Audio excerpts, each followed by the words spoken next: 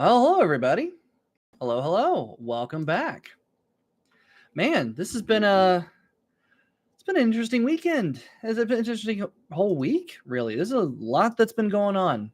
But thanks for spending your Thursday with me. I appreciate it. So let's get right into it. Let's talk about it. So first, let me let everybody know that we are live so that they know. Not that they need to be reminded. I've already said so. All right. So first off, unfortunately got some deaths to announce. The first subject I wanted to talk about today was the death of Jonathan Joss. Now you don't know who that is. He is the voice actor for the voice actor in King of the Hill, voiced John Redcorn. I know him. Knew him from his work as was it Chief Ken Hotate from Parks and Rec, the guy who said, one thing I know about white people, they love Rachel Ray and they're terrified of curses. I love that line. It's really funny. He's just kind of messing with these little podunk Indiana white people. It's pretty funny. But he was murdered in San Antonio last weekend, and the circumstances of which are not entirely clear. It seems like there was some sort of dispute between him and one of his neighbors. So, interestingly enough, Jonathan Joss apparently was gay, and well, I don't really know about that because here's the thing: are you gay if you are with a trans man? Like, are you gay if you're with a woman who dresses up as a man, thinks she's a man? Is that how that works? I have no idea. I really don't know. I really don't know. However, it's something to keep in mind, though. So Jonathan Joss apparently, because again he is dead, and he was gunned down. He was shot by apparently a neighbor.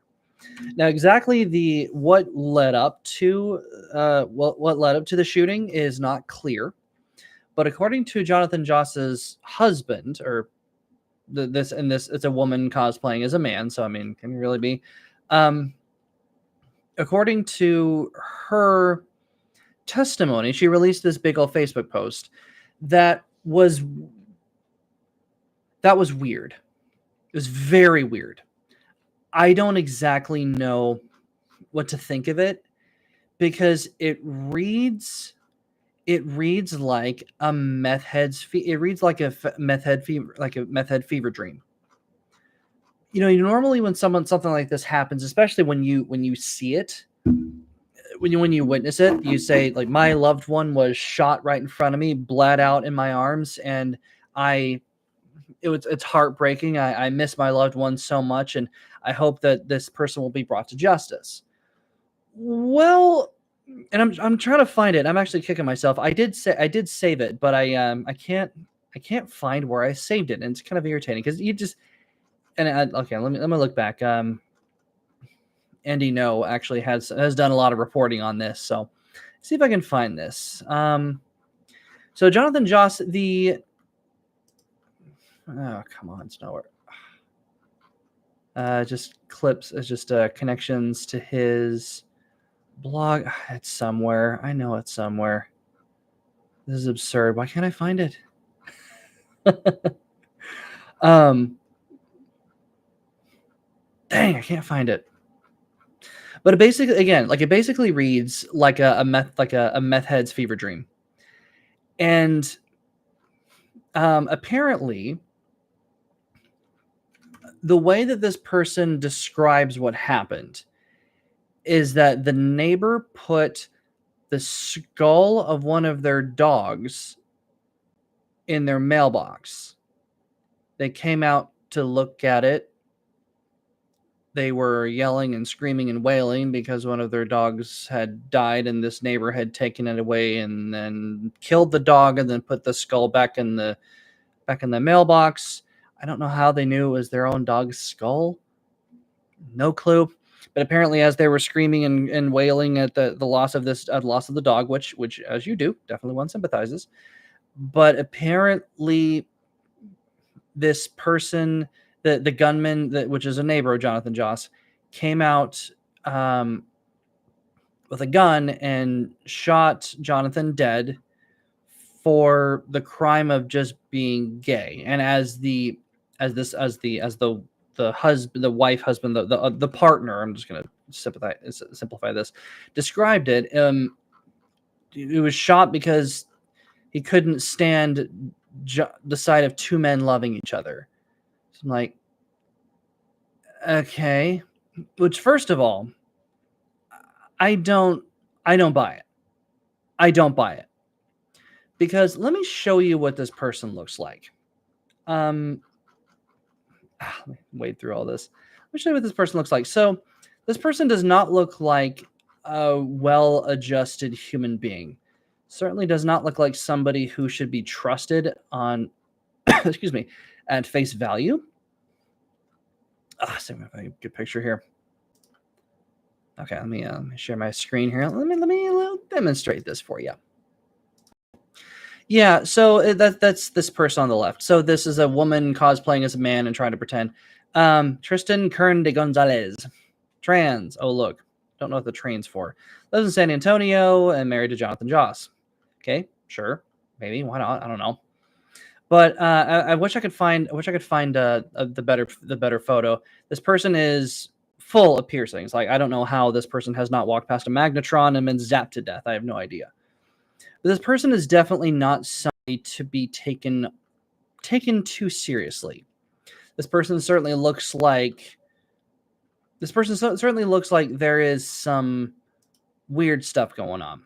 Now there is a different there is a bit of a different story to this. So at the end of the day, Joss is still dead. I mean, the exact circumstances don't change the fact that he is dead. But Jonathan Joss certainly had some mental issues. Either he was drugged out of his mind, or he was indeed having some mental issues. I'm going to share you with this here. This is a Facebook post that I found, and apparently this is backed up by actually a couple of different. They sourced it from Variety. Said 2 days before he was killed, Jonathan Joss crashed a King of the Hill panel. Here's what happened in the room by Michael Schneider. So here's one thing to remember. The King of the Hill is being rebooted. It's a revival coming up, and it's on Hulu, I guess. And of course, the actor that played Dale Gribble died. I think died a year ago or a couple of years ago. And so there's a lot of tributes that they have to make to the deaths of these people, and it's kind of sad because this show I never watched it, but I need to. I mean, resident of Texas is almost like a requirement, right? But I never got around to it, sadly. Said a few hours before I was scheduled to moderate the King of the Hill reunion/revival panel last Friday at Austin's ATX TV Festival, I got to watch the first 2 episodes of the series' highly anticipated upcoming return. Most of the show's main characters are back, but have aged since we last saw them in 2009. Hank and Peggy are retired, and Bobby is now a successful 21-year-old sushi chef. Which is kind of funny. Among the supporting characters in episode 2, we see neighbor Nancy Gribble, voiced by Ashley Gardner, as well as the object of her not-so-secret love affair, John Redcorn, voiced by Jonathan Joss. Gardner and Joss weren't included on the ETX panel, as it was meant to be a small gathering led by creators Mike Judge, also the voices of Hank Hill and Boomhauer, and Greg Daniels. Also on stage were just 3 additional actors, Pamela Adlon, who plays Bobby Hill, Toby Huss, who's taken over as Gribble, and Lauren Tom, whose Connie has a prominent role in the new season. That's why Joss wasn't asked to be a part of the panel, but apparently he was quite miffed about it. About 37 minutes in, I began to discuss the 2023 death of writer and star Johnny Hardwick, who had voiced the conspiracy theory-minded neighbor Dale since the show's beginning. In finding a replacement for Hardwick, Judge and Daniels decided to keep it in the family and tap Huss, who voiced Con and Cotton Hill in the show's original run, to take over as Dale. The fact that you guys trusted me to do this voice again is really humbling, Huss said. It's with a lot of love and respect for that guy because he laid down a really wonderful goofball character. Yeah, Dale's awesome. The character was a nut, but he had a lot of weird heart to him, and that's a credit to Johnny. We love our guy, Johnny, and so sad he's not here, end quote. At that moment, this where it gets interesting, Joss leapt up from the audience and walked toward one of the microphones that had been set up for audience questions. Those mics weren't live, however, as we hadn't started that portion of the panel. So he's interrupting a panel that's like 40 minutes in. There's Jonathan Joss, who plays John Redcorn, Daniel said, introducing him, and at first appeared that Joss had interrupted the panel to pay tribute to Hardwick. You were talking about Johnny. I wanted to say something about him, Joss said. But then Joss started to refer to what he was told as he had walked over to the mic. This young man said I couldn't stand over there, he said. I guess he didn't know that my land's already gone. He said the mic wasn't going to be used, and I'm an actor. I see a mic, I use it. I see it wrong, I make it right. I want to breathe. Okay. Joss referenced the San Antonio home burning down, which did happen. Our house burnt down 3 months ago, adding to the unusual moment at that point, because someone in the audience screamed out in a Hank Hill voice, "Damn it, Bobby!" Because I'm gay. Joss said, because I'm gay, after the guy said, "Damn it, Bobby." He also quoted one of John Redcorn's songs from King of the Hill. There's a hole in my pocket where the money should go, before going on a few more tangents. At that point, the panel was frozen and the crowd was nervously laughing. Not sure how to proceed, one of the panelists let out a to which Joss responded, "What? You're doing the same thing, sir. The mind's full of emotion and real." He then finally made his point about Hardwick. "Johnny, he gave you guys a character because he is that character. He is that person." Then there was another pause, and Judge reintroduced Joss to the crowd. "This is Jonathan Joss, the voice of John Redcorn." At that point, Joss left the microphone and walked past the stage. It's unclear what happened after that, but Joss wasn't cut off by security or taken away at that moment. He walked away on his own accord. We returned talking about the show and how the return of the King of the Hill would acknowledge the death of two more stars, Brittany Murphy, who played Luann, and Tom Petty, Lucky. Executive producer Saladin Peterson didn't elaborate on how they would be addressed, but said, "We found the opportunities to let them be referenced in the show, I feel, in a very respectable way." Given the awkwardness of the Josh interruption, the audience Q&A was then scrapped, and instead of ending with fan questions, we wrapped when I asked Judge and Adlin to promote the series return in the voices of Hank and Bobby. We showed one more preview clip and left the stage. Backstage, after the panel, the stars and creators discussed Joss's interruption, and it was agreed that letting him speak and not involving security was the proper choice. So apparently there are some rumors going around, some accounts going around about this specific interaction that he was escorted away by security, which did not happen. The moment was jarring for anyone on the stage, I can imagine. That made the news that he had been killed just 2 days later even more shocking. Jonathan Joss brought King of the Hill's John Redcorn to life for over a dozen seasons, including in the upcoming revival, Judge, Daniels, and Patterson said in a statement released last Monday. His voice will be missed at King of the Hill. We extend our deepest condolences to Jonathan's friends and family. Some press reports incorrectly reported that Joss was upset because he wasn't in season 14 King of the Hill, which is not true. His beef was with not being on the panel. Others suggested that he was stopped from speaking by security, which is also not true. But the circumstances of his death and Josh's ongoing feud with his neighbor, including whether it was a hate crime, as alleged by Josh's husband, Tristan Kern de Gonzalez, are still unclear. San Antonio police arrested one of the couple's neighbors, Sigfredo Alvarez Ceja, in connection to Joss' killing. According to NBC News, police were called to respond to incidents at their home more than 4 dozen times, with most of the calls labeled as disturbances. NBC News also reported that police had been mediating a dispute between Ceja and Joss for over a year. King of the Hill is planning on running an on-screen tribute to Hardwick in episode 6, the last episode featuring his voice. Huss takes over after that. Variety is waiting to hear if King of the Hill will now be adding a similar acknowledgement of Joss's death. Here's what he looked like, apparently on the day of. Little rough. So, why does this matter? Because it is clear as day to anyone with half a brain that the reason that any of this is getting any kind of attention is because Joss's partner put out a post essentially saying that this was a hate crime. Outright saying this was a hate crime. It doesn't appear that that's the case. But and I never believed it, even from the beginning. On its surface, that seemed just too ridiculous. Number one, we don't live in that world anymore. We don't live in that world where a bunch of good old boys could just hop in their truck and find themselves a Negro and a queer to go kill. We don't live in that world. I'm sorry. That's ridiculous. Because we don't have a world in which people like that will not suffer consequences. I mean, you look at the Ahmaud Arbery, the guys who killed Ahmaud Arbery, right there. Those guys are locked up right now. and we this is in the middle of this is in San Antonio, by the way. And one thing you need to know about Texas is that yes, it is a red state, but it's a red state because the red counties outnumber and out represent the blue areas that are all metropolitan. We're talking Dallas, Austin, Houston, San Antonio, one of the bigger ones. The four, like I can't count. Those are the bigger districts. Now they're all blue. They're all blue and full of people like this. Believe me, I live in the heart of Houston. I see these people constantly. Now, again, I want to be very clear. I don't have if you want to make these choices for yourself, that's perfectly fine. But we live in a world of activists. And especially we live in a world where they're trying to get the entirety of the internet on their side, the entirety of the media on their side. Now, you would think that this being a so-called queer hate crime would have made the news everywhere.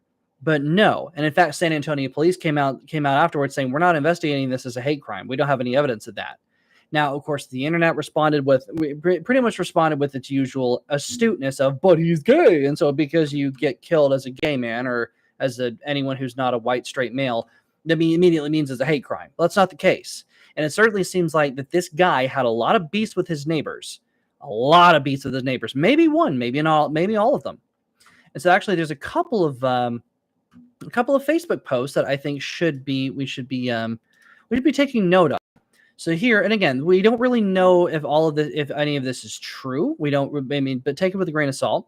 It could be true, but this definitely seems to be germane to. This definitely seems to support the fact that Jonathan Joss is not exactly the most stable man. I lived across this man for years. He started gunfights constantly, and he burnt his house down trying to make a meth lab inside. Okay. I don't know about that. Because I did hear because Joss also addressed this. His house did indeed burn down, and I think he was trying to grill and doing a propane grill inside after the tornadoes had torn across here. He constantly threatened his surrounding neighbors and played victim when the cops came. I mean, that sounds about right. And I don't mean to be insensitive, but him being an Indian probably was thrown in the cop's face on multiple occasions. Just saying. Many neighbors have video proof of his torment. I would like to see that, and I think that depending on whether his killer goes on trial, I mean, it's probably going to go on trial. I would like to see this. It could be another case for Nick Rekieta to cover if he wasn't so methed out of his mind. He used to throw bricks through my window and tore several of our mailboxes down. Jesus. He was armed when he was shot and killed. Did not know that. So that could be interesting.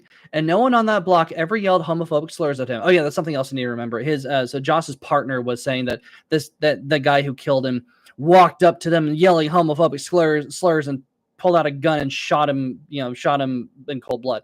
It's all a lie from his husband for sympathy. Cannot argue with that, and I'll theorize here in a minute why.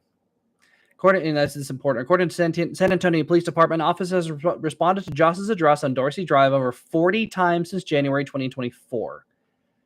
Wow. I mean, what about the end of the other years? Is 2024 the only thing? Is January 2024 all we have record of, or did it start then? That'd be interesting to see.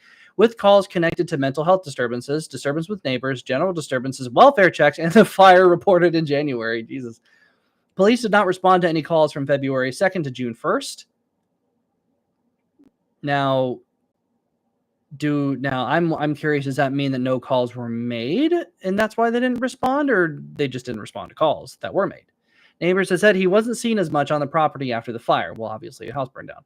I'm so sad it's come to this, she said. We all knew it was going to end up like this because of his antics. It's sad because this could have been prevented if he'd gotten the help he needed. So he's certainly seemed to be undergoing quite a bit of bad stuff. Real bad stuff. And this is another something someone else said. A video shared by a neighbor who is present shows a man who they identified as Joss pacing up and down the street with a pitchfork and screaming. Ugh. The neighbors said it was common for behavior over the years for Joss to scream while carrying the weapons. And even though they say they didn't like it, several neighbors said they were surprised when a man who lives just 50 yards away responded to the situation with a gun around 6 p.m. Sunday. So, and maybe his neighbor came out Maybe his neighbor saw him waving a pitchfork around or something. Maybe he was armed, so he may have been brandishing a pistol. His neighbor that he had a previous beef with probably came out and was like, "What are you doing?" And so Joss probably fired at him. I don't know, or threatened him. And so naturally, what you do, and someone points a gun at you, you draw your own and then drop the threat. I mean, that's probably could be what happened. Yeah, but and a bunch of people were already trying to saying that the police reports filed were against the neighbor who shot him. And apparently Andy No reports is probably the only one who's actually been keeping tabs on this, because it's mostly vanished from the media, which is interesting. Jonathan Joss, the former voice actor who was shot dead allegedly by a Latino neighbor, had exhibited threatening, bizarre behaviors for years before the fatal confrontation. Police showed up 40 times in the recent years. We realized that to check on him after concerned neighbors called. In January, he and his wife, a woman who says she's a man, based Andy, burned down their home after starting a fire indoors. Did happen. I love this. Leftist and TQ plus activists are spreading lies about this death being a targeted queer hate lynching. The woke left are exceptional at hate crimes, hoaxes, and exploiting every incident to increase their political power or to justify violent reactions. That is the key. Now, luckily, websites like Twitter exist. And the common phrase, and I've said this before, the common phrase is a lie makes it halfway around the world before the truth has a chance to get its pants on. Well, thanks to Twitter, the lie makes it halfway around the world, and the truth is there waiting for it. It is clear to me that this partner, I'm not going to call it husband and wife because I don't really know, that this partner, Jonathan Joss's partner, was trying very desperately, and we haven't seen the last of this case, by the way, was trying very desperately to get people to riot and to loot and burn like they did in the Summer of Love in 2020. The left has been trying to get a new Floyd for the past 5 years, because that's how they were able to strong arm the entire country to hold a gun to its head and say, you're going to do what we tell you to do now. That's absurd. You cannot behave that way. You cannot, and that's not going to happen again anytime soon, because the American people are sick of that. But it is clear, especially when you're trans, it is something that I have a huge concern about, because here's the thing, unfortunately, about trans people. To be trans is not normal. I'm sorry to say during Pride Month. To be trans is not normal. It's not normal. I have the utmost sympathy for people who think that way, but it's not normal. Popping pills and chopping up bits of your body to turn you into something that you are not and never will be is weird, and it's not normal. Don't do it, please. But the thing is with those pills you're popping and the hormones that you're ingesting, they create built-in endocrine disorders, self-imposed endocrine disorders. So suddenly your hormones are completely off balance. You've got no sense of reality, and you've got nothing to ground you. You've got no grounding in truth anymore, because again, I mean, think about what it does to your psyche. All of a sudden, your sex, which is one of the most, you look down, your genitals, your genetic makeup, is one of the most fundamental aspects of your identity as a person. If I were born a woman, I would be a completely different person. It is fundamental to who you are as a person. Now, that doesn't mean that's all you are, but it is the baseline. And so when you're second guessing the baseline, and when you're second guessing that's an issue. That's a mental issue. And especially when you're a younger person, probably like Gen Z or millennial, probably a millennial looks like it, like his partner, you will probably use any method at your disposal to further the cause, as you will, and as it were. Because these people, unfortunately, these activists, especially if you're an activist, you do not have any qualms about standing on the corpses of dead people in order to achieve your political goals. It's evil and it's wrong, and it should never, ever be the case. But it happens. And so we'll see what goes on here. And I'm very grateful to see that for the most part, no one's rioting and looting and going nuts, and even the media trying to lie and obfuscate and trying to basically create another Summer of Love in order to make Trump look bad. Their efforts at this are being largely silenced. It's not working. And I love to see that. I like to see that because it seems like cooler heads have prevailed, especially in June during Pride Month.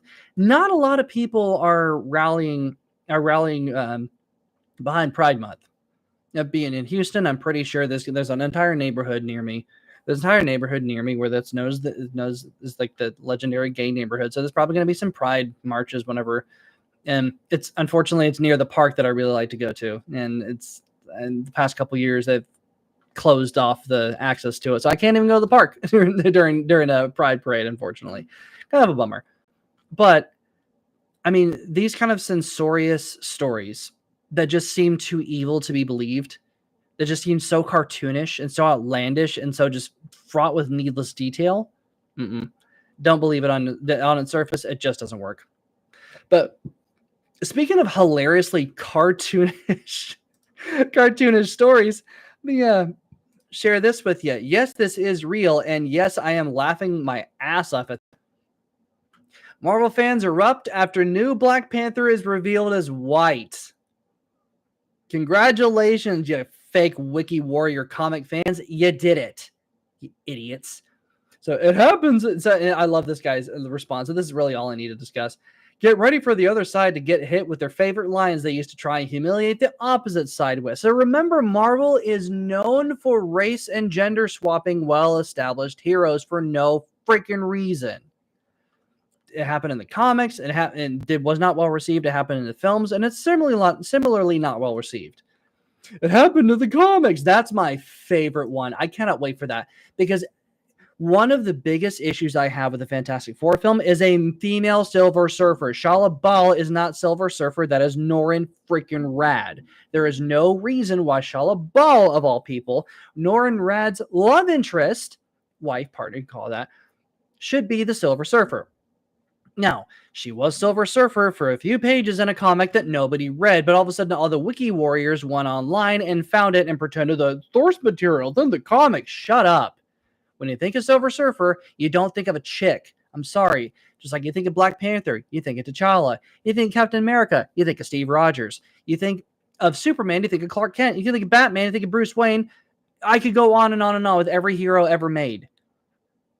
They have a popular the person is the hero and the hero is the person. They are inseparable. I'm sorry, but it's hilarious that for years that's been our reply.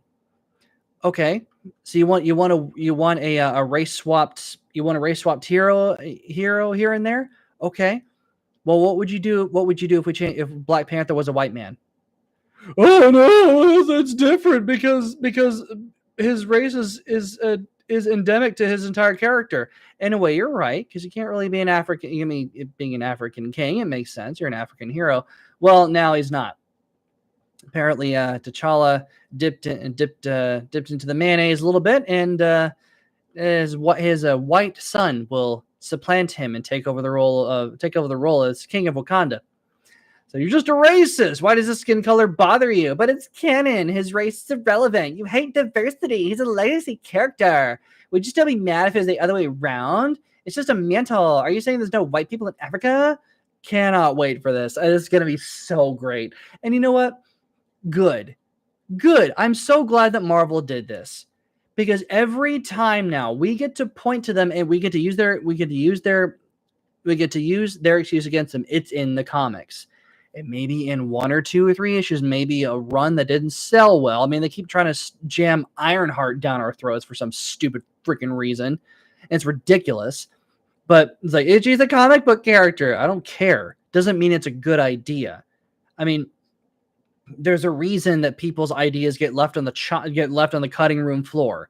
There's a reason that creators like creators like Stan Lee and Jack Kirby and all these people decided not to go with certain ideas versus the ones that they went with actually worked really, really well. That's my favorite one. It's now in the comics. Like, well, White Black Panther is now a part. White Black Panther is now comic canon. Now comic canon. It's in Marvel Knights. So yeah, it is comic canon. Congratulations. You now get to here's the consequences of your own ridiculous ideas. Your own ridiculous excuses for justifying BS. for justifying race swapping and diversity and representation. Here's an idea: make your own damn superheroes and ruin and make them whatever you want, but do not come for the established ones. Do not do that. Clark Kent is not a black man. I'm so sorry. I'm so sorry that life is so hard for you. But having white Black Panther is hilarious. Because I'm gonna have to watch because we're gonna be able to use this against these people like crazy. And it's just I wish that we didn't have to do this. It isn't Marvel Knights. It is an alternate timeline, but still, that could be a good story. Some Joe Quesada could be a fun story. I'm in. I might actually pick up that run and see how it goes. I like the Marvel Knights stuff. Guardian Devil is really, really excellent. But for the most part, watching these people fall all over themselves to try to justify ridiculous casting choices, ridiculous writing choices is now hilarious because we get to use that against them. And I cannot wait for that. It's going to be so great. So let's move on to something I thought was a little more, I don't know, a little more interesting. And I think there can be some hope to be had here. And I think, well, let's just say I'm not entirely impressed. So here we have TPUSA. Is the Turning Point USA is the organization established by Charlie Kirk, who I really respect. Actually, a man who's been trying to build a new conservative group over the years that I think it's been just as effective, if not more so, than people like Daily Wire and like Louder Crowder. I would definitely think rivals Louder Crowder as far as influence goes. I mean, Charlie has met the president on multiple occasions. Like Trump knows Charlie by name, and vice versa. And it's kind of cool. And I have a lot of respect for Charlie. So this is the Young Women's Leadership Summit at TPUSA taking place in Dallas, at my neck of the woods. I'm going to be gone that weekend, unfortunately. Bummer. So I don't want to go up to Dallas anyway. So here we have a lot of prominent conservative women speaking at this. We have Alex Clark, Erica Kirk, Charlie's wife, I believe. Tulsi Gabbard, pretty cool. Former leftist, former Democrat, came over to MAGA side. Alina Habba, that's Trump's lead defense counsel. Brett Cooper, needs no introduction. Ali Stuckey, who is actually kind of hilariously proven right on more than one occasion, actually kind of cracks me up. Riley Gaines, the very outspoken protector of women's sports. Dana Lash, former NRA chair. Lila Rose, pro-life activist. Some other people I don't know, of course, Congresswoman Nancy Mace, who's made a huge impact lately in Congress, trying to keep men out of women's bathrooms. You pervs. A lot of other people I don't recognize here, but one name I did have, Nala Ray. So you may not know who Nala Ray is. That's fine. You don't have to. But she is a woman who made her rounds on the Whatever podcast. And it was probably one of the creepiest things I've ever seen. And it's what drew me to the Whatever podcast, honestly, because I was like, what is this? What is this new thing I'm seeing? So Nala Ray is easily one of the more iconic guests on there, along with Gorlock the Destroyer, and I think like Colette or Nicolette or Nicorette Gum or whatever, that belligerent jerk. But Nala Ray is she's an OnlyFans whore. I mean, was an OnlyFans whore. I mean, I'm not going to call you a model. Was an OnlyFans whore. And she did all sorts of really creepy, degenerate content. She's known on the Whatever podcast and her appearance for saying that she loves cheating. She loves making men cheat. She loves cheating herself. It pretty much gets her off. She admitted later that was a bit. Oh, hey, Selena, what's up? No worries. Don't been joining late, talking about Nala Ray and all this fun stuff at TPUSA. Hey, Emily, how's it going? Thanks for coming, guys. Speaking of, we're talking about women, and here the women arrive. Shout out to the 50%. So Nala Ray was an outspoken defender of her OnlyFans career, and it's, again, if the clip went viral on Whatever and pretty much doubled Whatever subscription at 100%. Yes, Selena, here you are. Appreciate it. And I say I have never been so disturbed by a clip before, because this woman just oozed evil. You know, it was creepy. It was predatory. It was like watching a lion or a tiger look at a bleeding out pig in a pen just waiting to eat it. It's freaky. Scared the hell out of me. But believe it was last year, Nala Ray apparently took a complete 180-degree turn. Turned her life around completely, seemingly. So she renounced her OnlyFans-ness, closed it down. I did see screenshots though that it wasn't closed. It was just hidden, and she wasn't selling porn or anything, any of her nudes or any of her sexual activity anymore, which is great. But you still kept it open. So the screenshots. I don't know if that was last year. I don't know if it's still up, but it was very interesting. It's like, okay, good for you. That's awesome. She renounced it, and she declared an allegiance to Jesus Christ, and like name dropping him. So that's kind of like, okay, maybe this is real. I don't know. I hope so. Let me be clear. I hope so. I don't think anyone is beyond saving. I don't think anyone at any point is beyond any kind of redemption, unless you're Antifa, and screw you, and hope you burn. But especially when it comes to women on OnlyFans. I mean, the whole website is so predatory, and the fact that it's couched in all this social media nonsense is ridiculous to me, especially with how predatory the advertising is when on social media. Like, I don't interact with OnlyFans content, content or creators at all, but I still get them in my For You page. I have no idea why. I know, oh yeah, you're interacting with them. No, I'm not. Intentionally. Because here's how they get you on Instagram. Because sometimes I will interact with pro men content. And there are a lot of OnlyFans women who will go online and post pro men content, like, men, we appreciate you, men, we love you, here's how a woman can mistreat a man over there, taking advantage of hurt men in order to shill their content. And then it leads them to, oh, who is this person? Click, oh, geez. And then you see they have an OnlyFans. Probably how Instagram stripped me again. I do not interact with OnlyFans models intentionally. But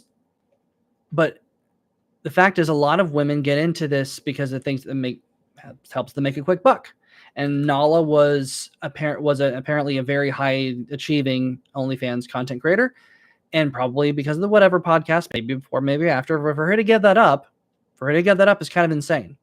Because I do remember that she was part of another scripted video where you have one of those profiles that say, hey, goes up to, it's so scripted, it's so staged, but you go up to a rich person and say, hey, what do you do for a living?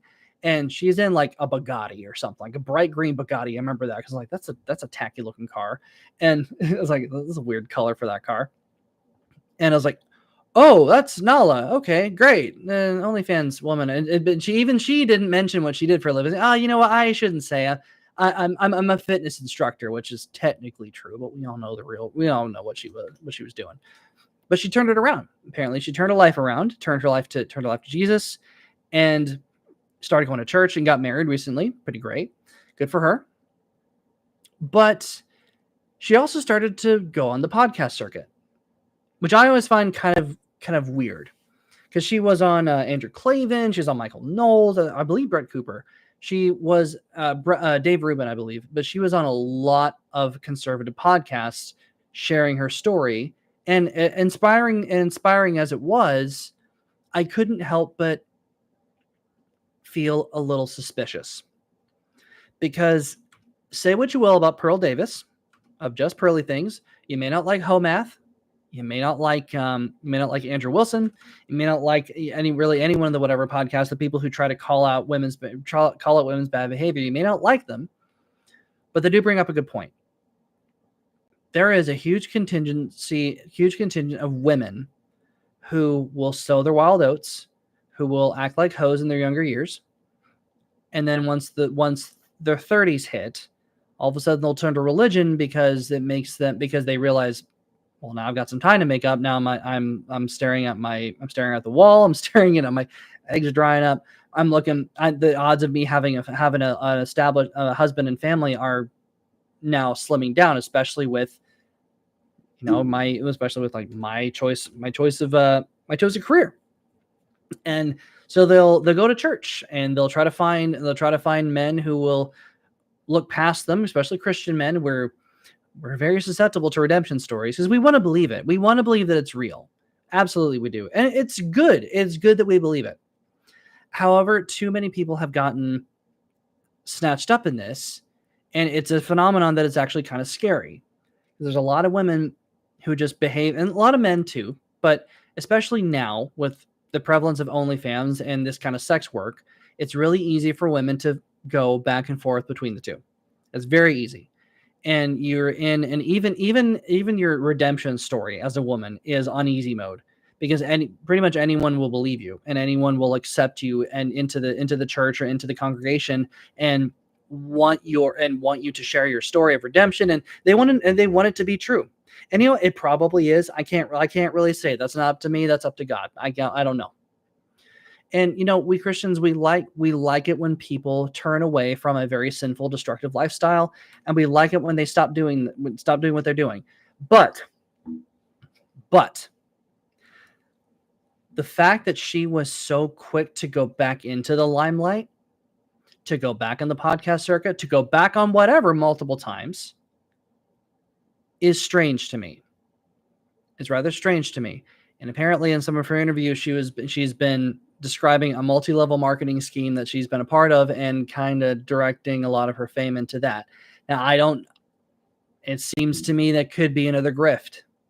And I use the term correctly this time. Because especially women these days, they like to have sex, and especially modern women, they like to have sex and engage in debauched behavior, much like they think men do, which really we don't for the most part live like that. You got the 1%ers who do, but men in general really don't. They like to live how they've been told men live. They realize there's emptiness in it, and then they have a change of heart and then come back, which is great. You should definitely not live like that. But that does not mean you should immediately be trusted. And far too many people have been bamboozled into believing in stories of redemption that are not necessarily completely true. You can trust, but verify, as the old KGB quote goes. Got a new viewer here. Haven't seen you before. Poonam Sharma. Hello. How are you doing? Welcome to the show. Appreciate it. So, yeah, to have her speak at TPUSA is weird. To have her appear as a women's leadership summit is odd. And I don't like that. It certainly seems to me that far too many conservative influencers especially are wanting very much to believe that this is true without verifying it first, and without seeing true fruit of your redemption come through. And it makes me a little nervous. It makes me a little nervous that we're platforming this woman so readily. And I think when stuff like this comes up, we need to be, as the Bible says, wise as serpents, but innocent as doves. Innocent of any wrongdoing ourselves, but wise as serpents to us, so as not to get bamboozled. And yeah, I see you, Poonam. Good morning. It's not morning here; it's evening, but appreciate it. So just, and I don't know how this is going to go. I hope that Nala's story ends well. I hope that it's legitimate. I hope that it's real, and I certainly hope that she has indeed had a come to Jesus meeting, and I hope that she does indeed turn her life around. And I'm glad that she does. But just be careful. Don't get suckered into it. We Christians love a redemption story, probably a little bit too much to our detriment. But yeah, kind of all I wanted to talk about this week. But enough of the serious stuff. Let's proceed to the next section of To the Last Man. We're still following our intrepid flying zone ace. Oh, what's up, Cage? Do I take donations? I haven't set that up, as a matter of fact. But if you want to donate, I'll find a way to set that up. I love to take donations. I'm not monetized. Probably never will be, but that's okay. I just do. This is just for me. But I appreciate the thought. But hold on to your money. I don't need it. You probably need it more than I do. Go buy yourself a coffee in my name. So, all right.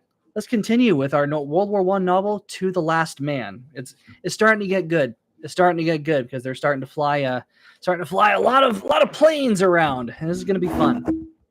Okay, trying to remember where. Okay, here we go. To the Last Man. They finished the coffee, the maid cleaning up Thaw's mess in the kitchen.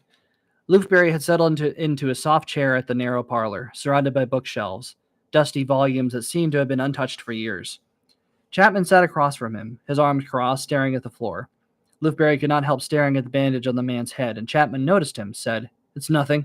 A damn scratch. If Tano doesn't let me fly tomorrow, I may steal a plane and do it anyway." Thaw came in now, said, "If you go anywhere, you better tell them to put a bigger windscreen on your Newport. How the hell you get those long damn legs in the cockpit is a mystery to me anyway."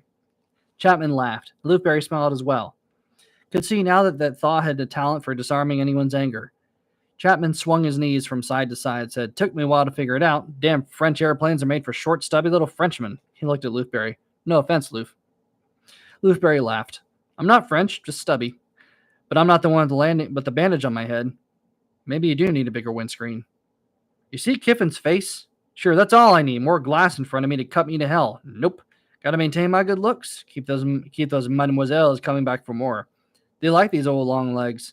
Makes them curious about the rest." Clever. Thaw laughed now, and the maid appeared. Said, "Monsieur Thaw, my son has returned with equipment you've requested." Thaw hooted, followed her out of the room, and Loofberry said, "What equipment?" Chapman shook his head. "No telling. He's been harassing that poor woman ever since we got here.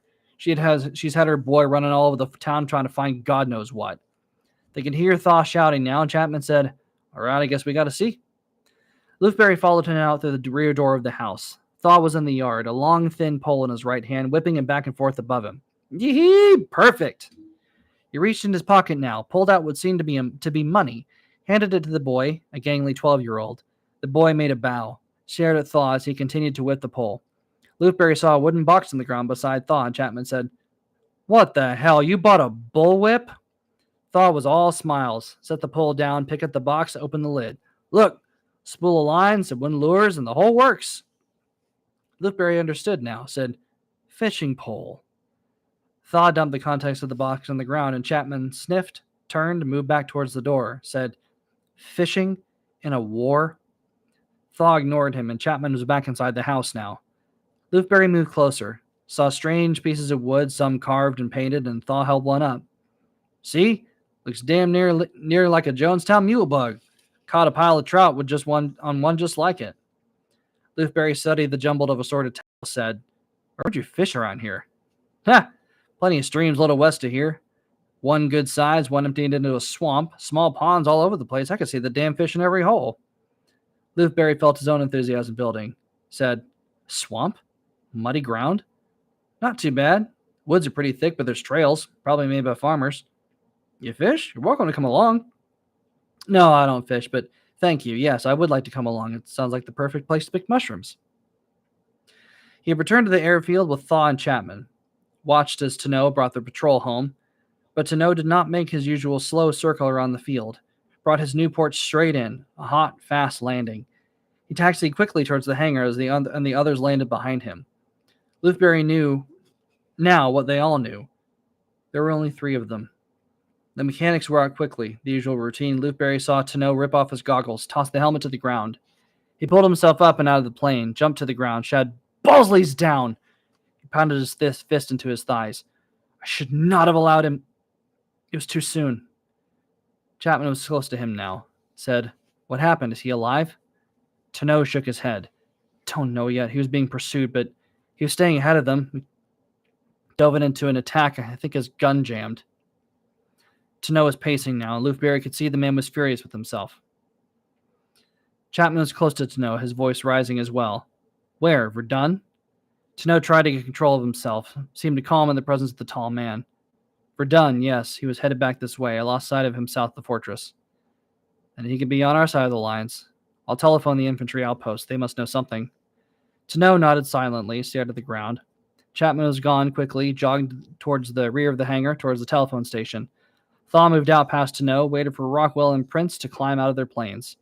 Both men were talking to Thaw in low voices, and Luthberry saw a head shaking. Tano looked at Luthberry, said, "His first patrol, how can that be?" Luthberry had never seen Tano show this kind of emotion. "Captain, he was trained as well as any of us." "Did he break formation?" Tano shook his head. "No, we all made him back together. He was as close to a two-seater, and I thought that Bosch was finished, but then Bosley spun away. It must have been his gun. Once the Bosch knew he was vulnerable, there was nothing we could do about it." There was a shout from the rear of the hangar, and they all turned, saw Chapman waving. "They have him! He's crashed in between the lines. They're taking him to the evacuation hospital. He's alive." Tano rushed past Luthberry, everyone in the hangar now letting go of his own emotion. Shouts of relief. Luthberry followed Tano and Chapman, put down the telephone, and said, "Let's go find him." Luthberry could see Tano hesitating, and Chapman leaned close to Tano, saying, "Damn it, Captain, if you won't let me fight, at least let me go to him." Tano was surrounded by the pilots now, and Luthberry saw the calm returning to the captain's face. "We can do no good for him today. We must allow the hospital to do their work. Tomorrow, Mr. Chapman, you may find location. You may offer our profound relief at his survival." Chapman had found Bosley, came back to Bayonne with word that Bosley's wounds were serious enough that the young man would probably not return to the squadron. Luthberry had listened as intently as the others, and Chapman conveyed the word of horror at Bosley's condition. The young man was housed in a bloody, awful facility close to the front lines, and under the constant threat of German bombardment. But the horror was worse for Bosley himself, the young man already having endured several operations to remove shrapnel from a gaping infectious wound on his hip. Luthberry had known Bosley only as well as any of them could, but now Luthberry felt he didn't know Chapman at all.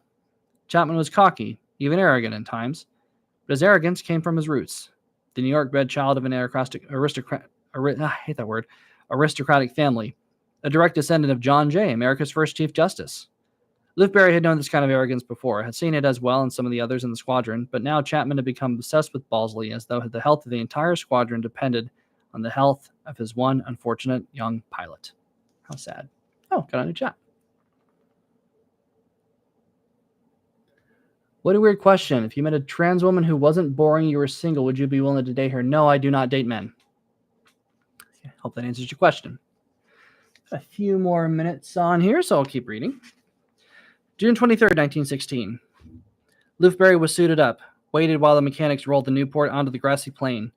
Snow and Prince were close by, each man adjusting his suit, pulling on the heavy fur boots. Chapman's head wound, was still wrapped tightly with a fat bandage, but Tano had allowed him to fly on short practice runs, keeping close to the airfield. Chapman had complained every time, but Tano had been firm. Chapman was still injured, would take to the air in small strides. But when Tano was not around, Chapman allowed his anger to show, and Luthberry knew that Chapman planned to confront Tano this morning, insisting that his convalescence was complete. He heard the man's voice now, a jovial greeting to the mechanics. Chapman suddenly appearing around the side of the hangar, already in his suit. Excuse me, I'm so sorry. Tano watched him approach, and Chapman held out a cloth bag, said, "I found some oranges. The doctor says the only thing they'll allow Bosley to eat. They won't even let him drink water, but I convinced the doctor to give him these. This should brighten him up a bit." Tano watched as Chapman tossed the bag into the cockpit of one of the newly assembled planes. Chapman forced a smile, said, "I'm fit and ready to fly, sir." Luthberry saw the hard frown fixed on Tano's face, and Tano said, "You would join us then?" "Certainly, sir, and on the way home I can deliver the oranges to the hospital." Tano seemed to ponder his decision, said, "No, you will not accompany the patrol just yet. You may, however, deliver the oranges. It is a very kind gesture, Mr. Chapman." Luthberry waited for the explosion, watched the smile disappear from Chapman's face. "Sir, I insist. I am fit to fly." "Mr. Chapman, it is not a discussion. You will deliver the oranges to Mr. Bosley. Perhaps in a day or two you can again join the patrols." Chapman walked slowly over to the new airplane, leaning against the side of the plane, said nothing. Tano climbed into his Newport, said, "Gentlemen, let us proceed." Luthberry still watched Chapman, saw hard disappointment on the man's face, said, "Maybe tomorrow, Victor. Rest today, can't hurt. It's a nice thing you're doing, the oranges." Chapman glanced at him, nodded, said nothing.